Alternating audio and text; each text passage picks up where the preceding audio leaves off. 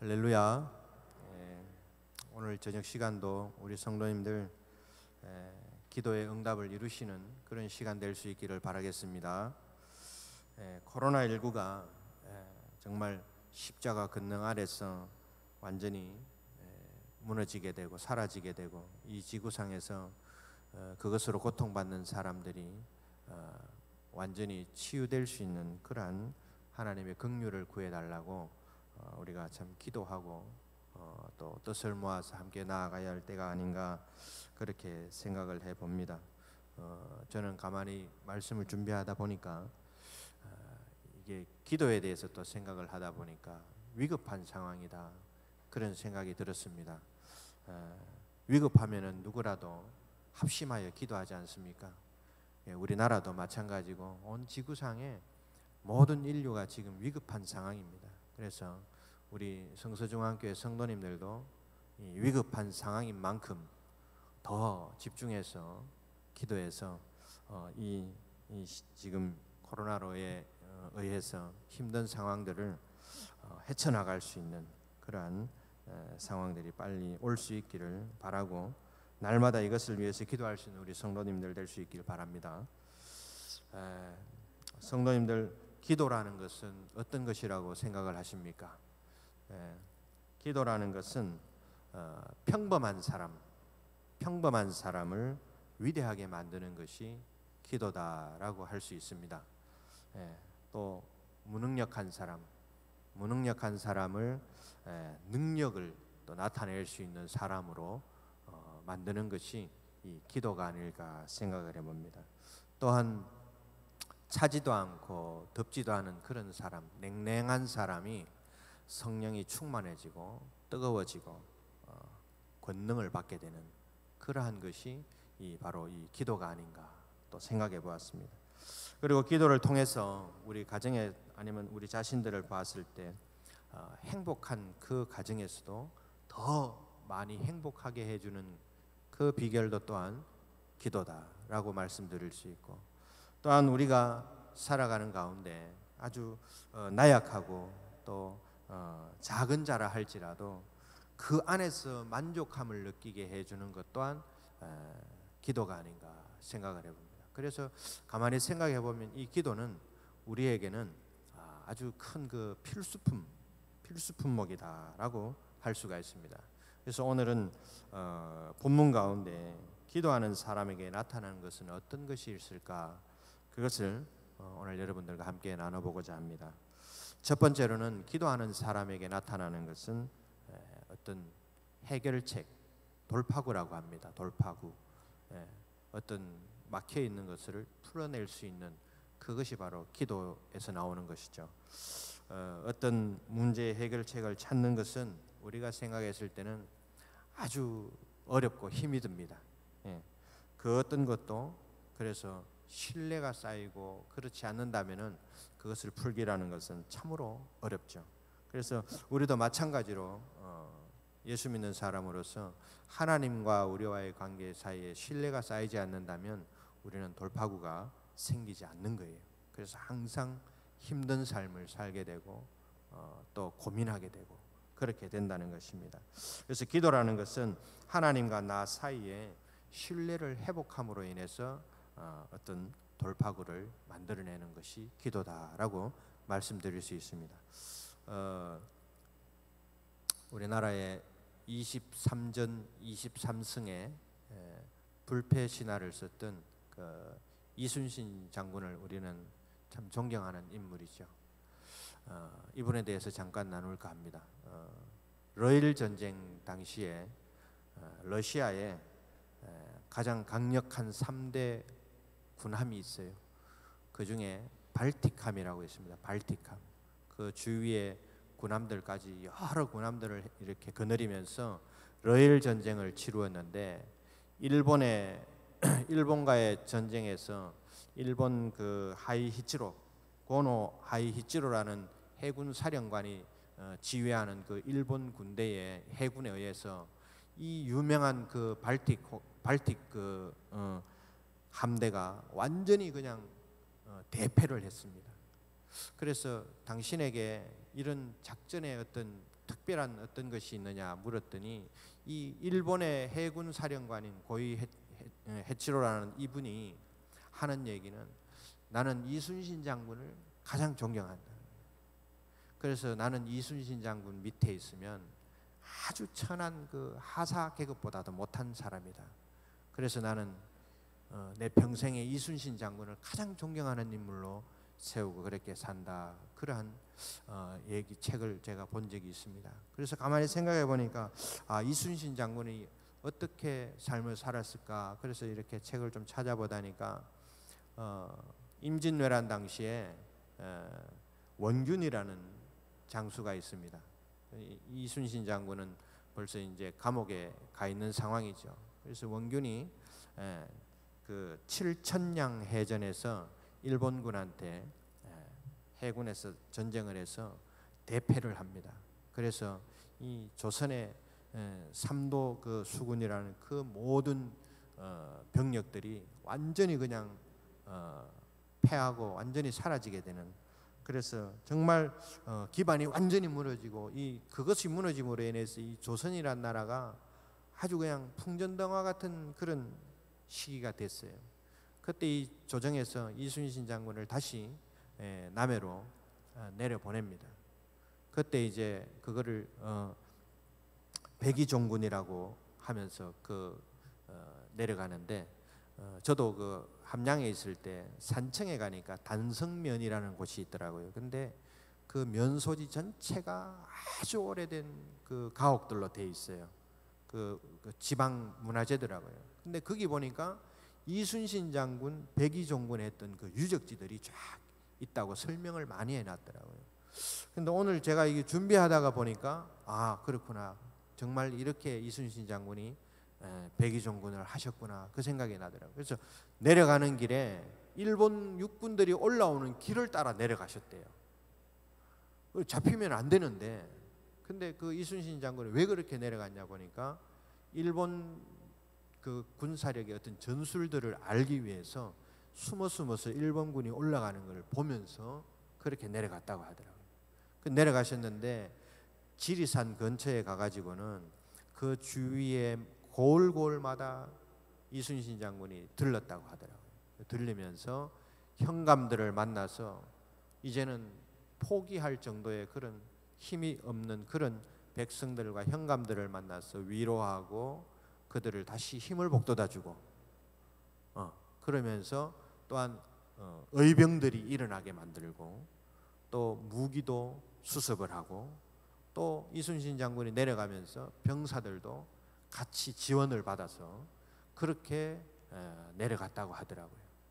그러면서 이제 지금의 해남과 진도 사이에서 일본군과 만나게 되죠. 그것이 명랑해전입니다. 그것에서 조선의 배는 13척밖에 없어요. 그것도 군선입니다. 근데 일본은 군함이죠. 그 군함 133척의 군함이 그 명랑해전에서 만납니다. 그때 31척을 완파시키고 일본군을 다 도망가게 만들었던 그 전쟁을 우리는 잘 알고 있죠.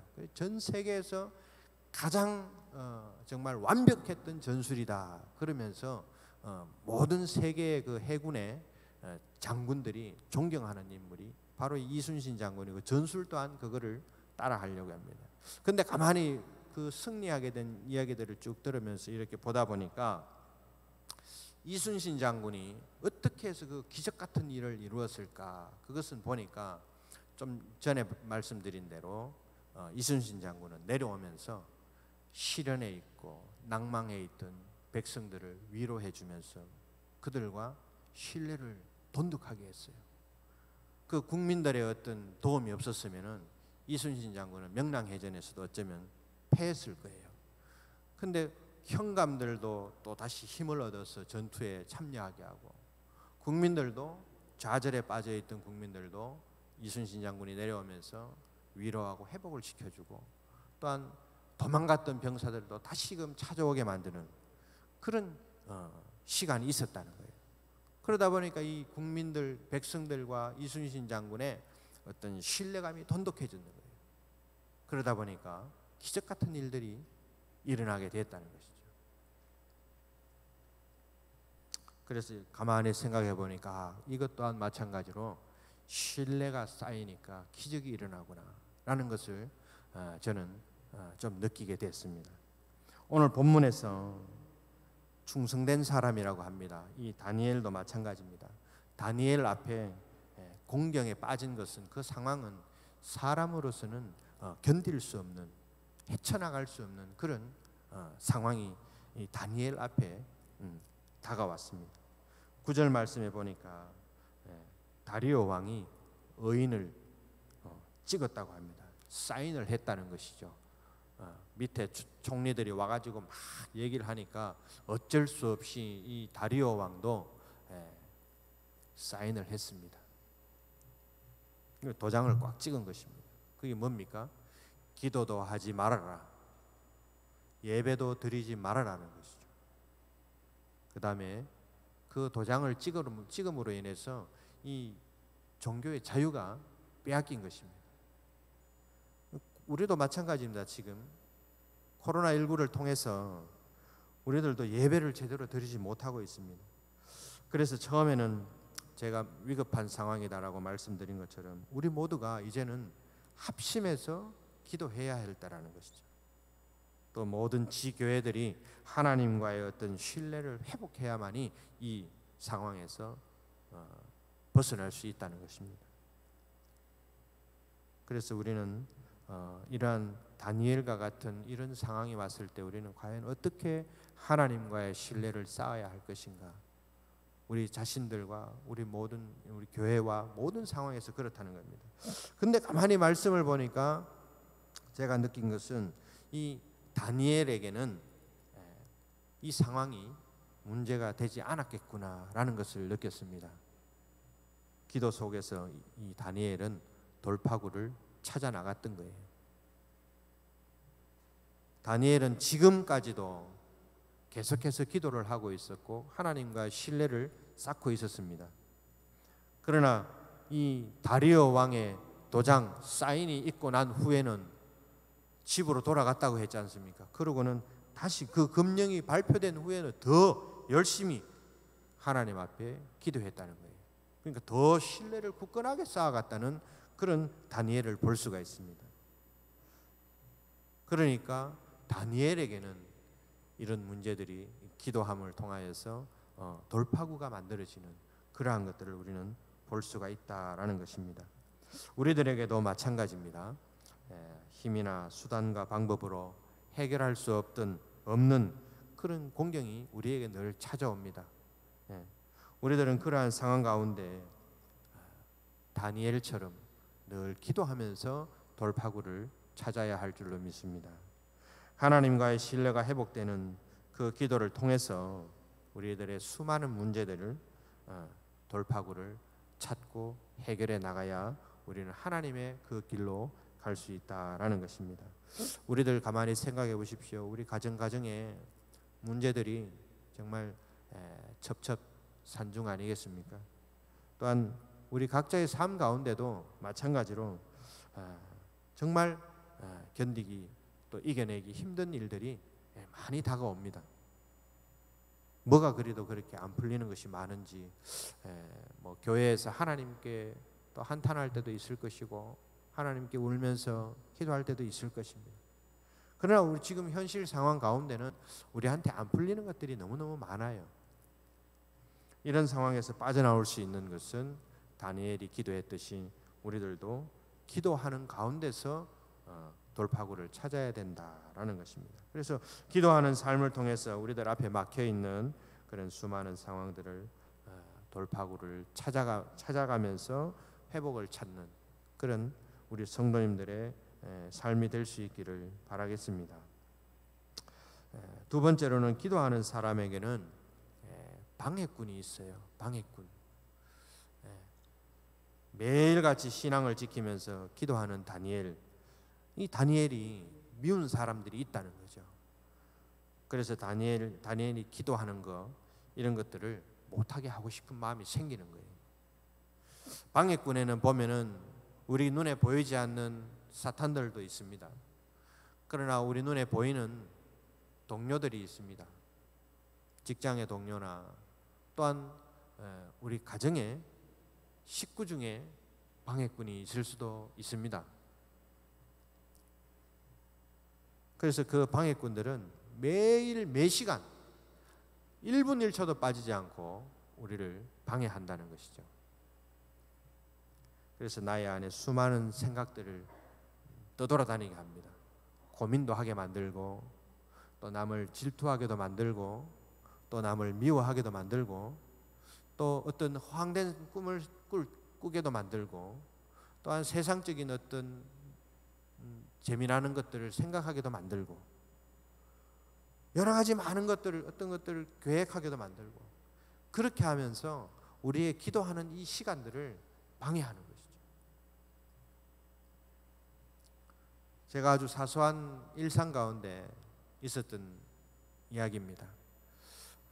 저는 얼마 전에 건강검진을 받았습니다.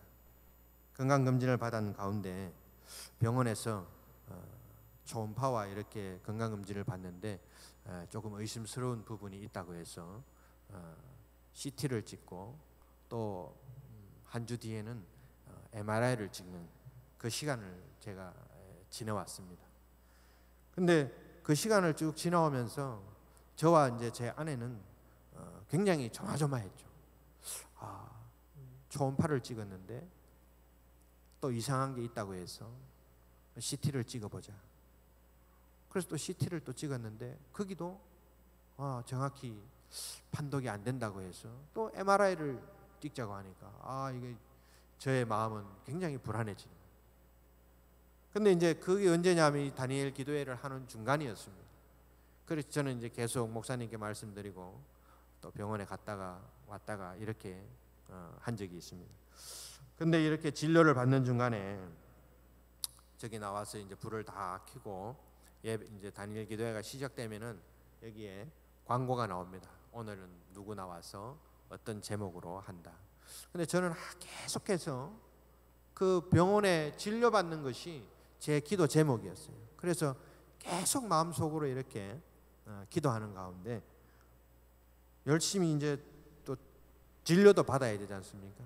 그렇게 준비를 쭉 하고 있는데 제목이 크게 보이는 거예요. 불가능을 가능케 하신 하나님이래요.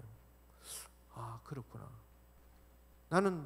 저는 이 교육자로 이렇게 지금 훈련을 받고 있지만 불가능을 가능케 하신 하나님에 대해서 제가 고백하고 믿고 이렇게 나간 적이 별로 없었던 것 같아요. 그냥 하나님이 다 해주시겠지, 하나님은 이런 분이야 라고만 생각했지 불가능을 가능케 하신 분이 하나님이십니다라고 제가 고백하는 시간이 별로 없었던 것 같아요. 그래서 그 시간에 그 제목을 보면서 하나님 제가 이런 사람이었군요. 그러면서 제가 마음이 너무 아팠습니다. 그러면서 회개를 하면서 그렇게 시간을 보내니까 또 어떤 마음에 평안함을 주시더라고요. 그렇게 또 진료를 받는 준비를 하는데 또 김예랑 그 성도가 나와가지고 진짜 기적은 무엇인가요? 거기에 대해서 얘기를 하는데 그 얘기하는 가운데 항상 기뻐하라, 쉬지 말고 기도하라는 그 메시지가 있었어요. 그렇구나. 이 교육을 받고 있는 이 교육자가 매일같이 하나님 앞에 기도하는 시간도 제대로 못 가졌구나. 또 회개하는 시간을 가지게 되더라고요. 그래서 위층에서 참 회개의 기도도 많이 하고 또 울기도 했습니다. 그렇게 기도하는 가운데 하나님께서는 조금씩 마음을 좀 편안하게 해주시더라고요. 그러면서 이제 CT를 찍었습니다. CT를 찍고 나니까 의사가 판독이 조금 잘 안 된다고 뭔가 있는데 정확히 모르겠다 그러는 거예요. 그래서 좀 불안한 마음에 또 교회를 왔습니다.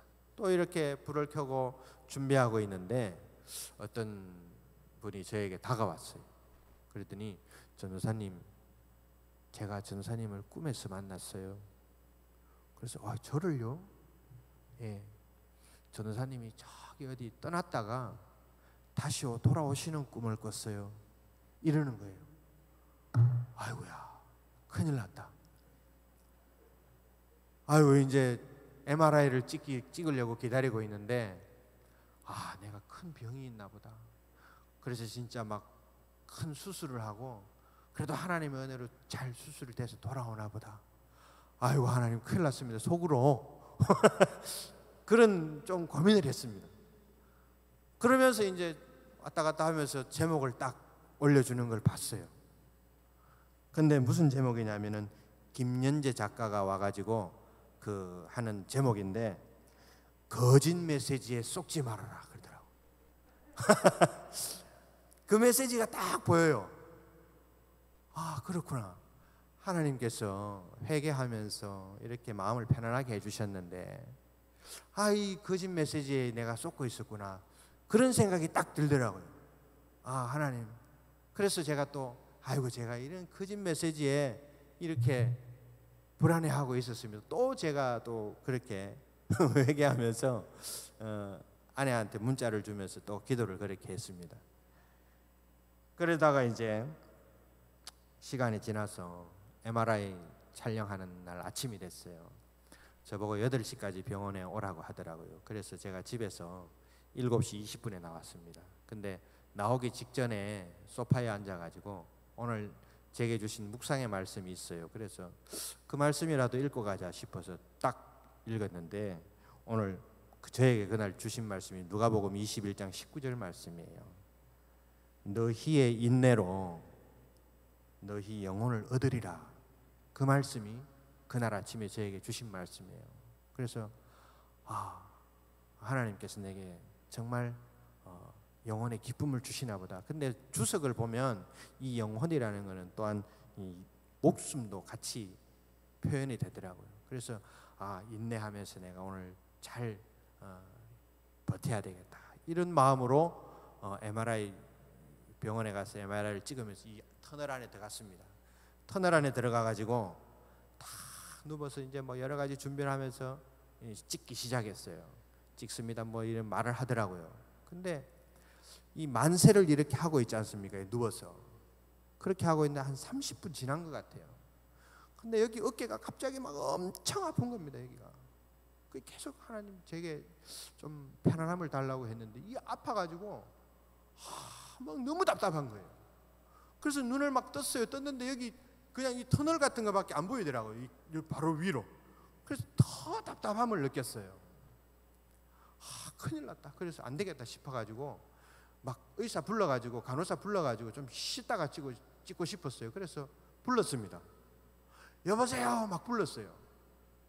막 2번 3번 불렀습니다. 선생님 가면서 막 불렀어요.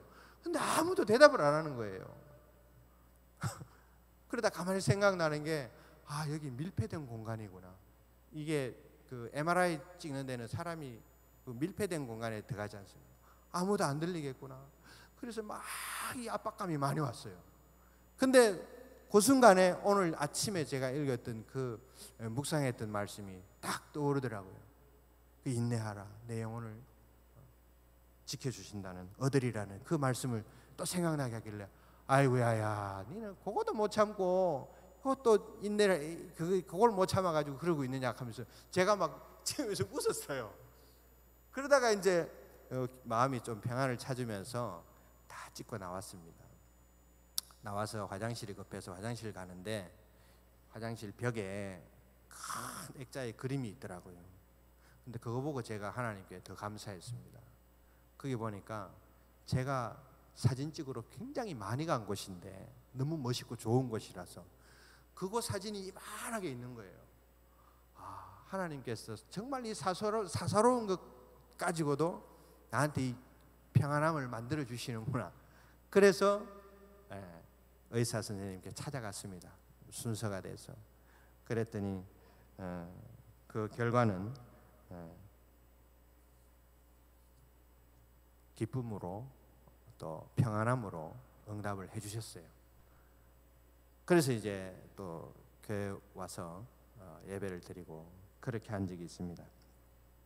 사사로운 저의 일상이지만은 수도 없이 방해를 받고 있더라고요. 뭐 하나님 생각하려고 하니까 다른 생각이 나는 거예요. 여러 가지 메시지들이 계속 와요. 그러다 보니까 기도하는 시간을 계속 못 가지는, 그래서 참 그러한 것들을 제가 느낀 적이 있습니다.